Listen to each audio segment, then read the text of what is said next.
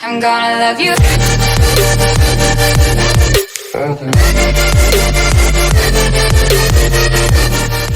Hey guys, today I'll be showing you how to like make a hole in the wall like this. So easy. So first you just grab like a part or something and then scale it to however you want.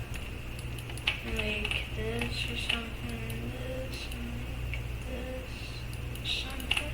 Yeah, like this or something. And then you take another part, then you stab it in like this. You make it thicker, or I don't know. Then you can scale it to however you want.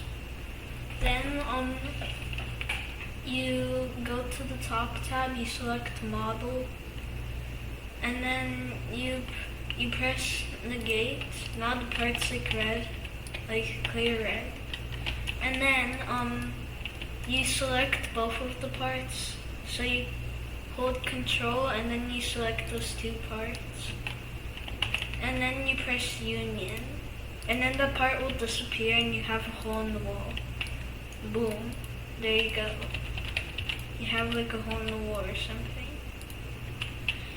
Okay, be sure to like and subscribe make sure to like and Make sure to like and subscribe and ring the bell for more content. Bye guys.